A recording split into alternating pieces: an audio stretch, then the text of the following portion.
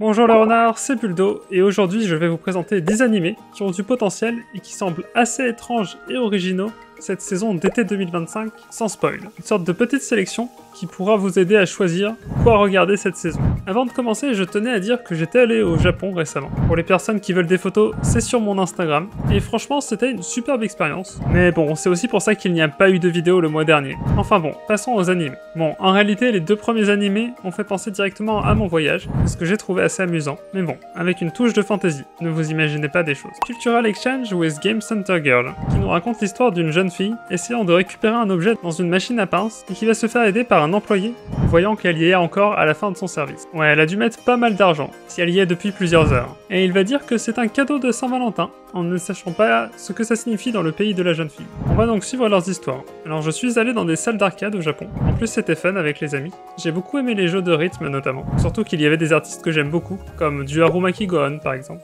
ou Milgram. Karaoke Iko. Un jeune homme dans une chorale va être approché par un yakuza qui va lui demander d'aller au karaoké avec lui. Pourquoi? Tout simplement car il va avoir un concours de karaoké avec d'autres yakuza et son patron. Et que le perdant se fera tatouer dans la douleur. Bon, c'est un animé sur les karaokés. J'ai beaucoup aimé les karaokés. C'était un bon moyen de me remettre au chant notamment. Même si des fois c'était compliqué de chanter en japonais. Oui, c'est de ma faute, je mettais des chansons en japonais. Hotel Inhuman. On va suivre l'histoire de deux concierges dans un hôtel, accueillant spécialement des assassins, et donc possédant des services spéciaux adaptés à eux, tels que des armes, de la dissimulation de corps et des massages des pieds. Bien sûr, nos deux protagonistes vont dire oui à toutes leurs demandes, et j'aime bien les histoires d'assassins, pas que j'ai spécialement envie d'en rencontrer un dans la réalité. Necronomicon on the Cosmic Horror Show. On va suivre une jeune streameuse qui vient de débuter sa carrière et va décider de tester un jeu VR avec une amie. Mais le jeu VR va être plutôt étrange, je l'ai mis dans la liste car il a l'air assez étrange. Après, vu que c'est un animé original, pas de manga avant, et donc on a assez peu d'infos dessus pour l'instant. Mitsubaki City Under Construction.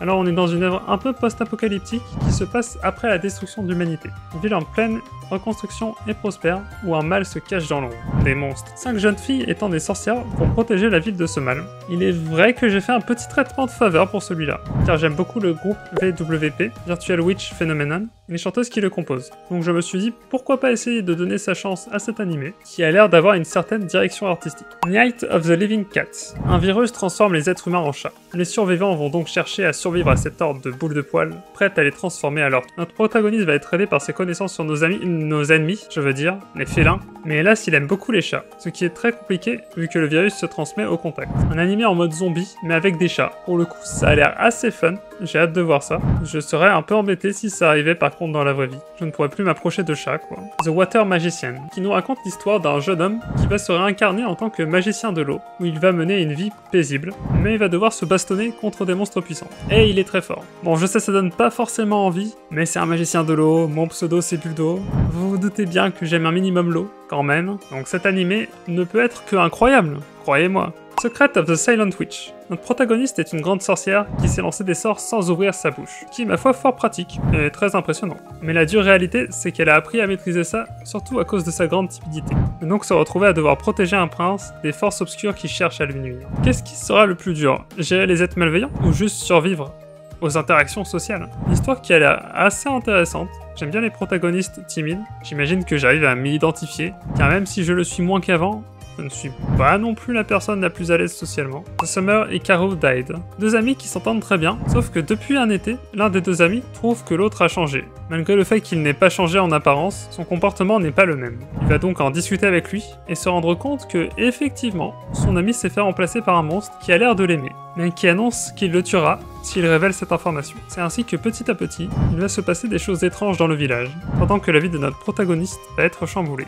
par cette révélation. Un animé de mystère et d'horreur dans un village, j'adore ça, ça me rappelle un peu la vibe de Summertime Render ou Higurashi, si vous les avez vus, deux animés que j'ai beaucoup aimés, et qui se passent un peu dans des villages, éloignés de tout, avec un accent bien appuyé sur l'horreur et le mystère.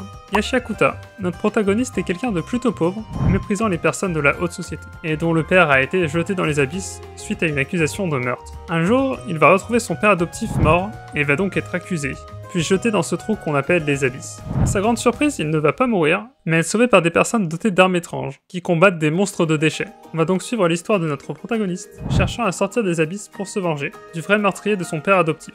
Une œuvre qui a l'air assez intéressante sur les différentes classes sociales et l'injustice, ça m'intrigue tout particulièrement. J'espère que vous avez pu trouver votre bonheur dans cette petite sélection. Pour ma part, je suis très intrigué par Secret of the Silent Witch, surtout. Et vous? N'hésitez pas à me dire vous pensez voir quoi en commentaire. Même un animé pas dans cette liste. Et sur ce, au revoir les renards, et à bientôt dans une prochaine vidéo.